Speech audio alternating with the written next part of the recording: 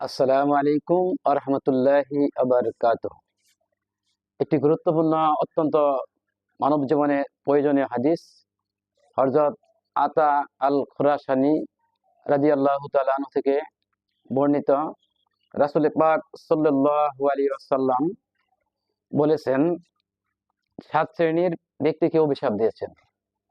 তন্মধ্যে তিনি একটি শ্রেণীকে 3 বার অভিশাপ দিয়েছেন। নবী করিম সাল্লাল্লাহু আলাইহি সাল্লাম বলেছেন, অভিশপ্ত, অভিশপ্ত, অভিশপ্ত। অর্থাৎ 1 নম্বর সেই ব্যক্তি অভিশপ্ত যারা লূত আলাইহিস সালামের সম্প্রদায়ের ন্যায় আমল করে। আর 2 নম্বর অভিশপ্ত সেই ব্যক্তি যে পিতামাতাকে গালি দেয়। 3 নম্বর অভিশপ্ত সেই ব্যক্তি যে জমির কোনো সীমানা বা আইল পরিবর্তন করে এবং জোরপূর্বক জবরদস্তিপূর্বক অন্যের জমি দখল করে বা সীমানা পরিবর্তন করে। আর 4 নম্বর অভিশপ্ত সেই ব্যক্তি যে তার স্ত্রী এবং তার পূর্বের স্বামীর পুরুষজাত কন্যাকে একত্রে বিয়ে করে। এবং 5 নম্বর অভিশপ্ত সেই ব্যক্তি যে কোনো জাতির নেতা হয় তাদের মতামত ব্যতীত।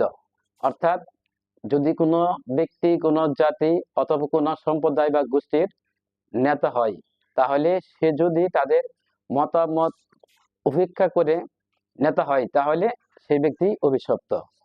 6 নম্বর অভিশপ্ত সেই ব্যক্তি যে পশুর সাথে ব্যভিচার করে, অর্থাৎ পশু পাখি এবং জীবজন্তু জীব জানোয়ারের সাথে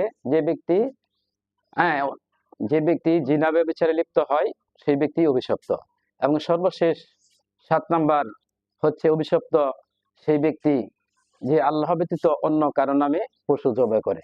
অর্থাৎ আল্লাহ ব্যতীত অন্য কোনো ব্যক্তি বা কোনো দেবতা বা কোনো পীরের নামে কোনো পশু জবাই করা যাবে না। যদিও সেই পশুটি হালাল হয়, তবুও সেই পশুটি একমাত্র আল্লাহর নাম নিয়ে জবাই করলেই সেটা কেবল আমাদের জন্য বৈধ হবে, নচেত সেটা বৈধ হবে না। আল্লাহ রাব্বুল আলামিন আমাদের সকলকেই এই হাদিসটি উপর আমল করার তৌফিক দান করুন। এই হাদিসটি মুসান্নাফে আব্দুর রাজ্জাক 13,494 নম্বর হাদিস, 13,494 হাদিস। আল্লাহ রাব্বুল আলামিন আমাদেরকে সকলকে এই হাদিসটি আমল করার তৌফিক দান করুন। সকলে বলি আমিন।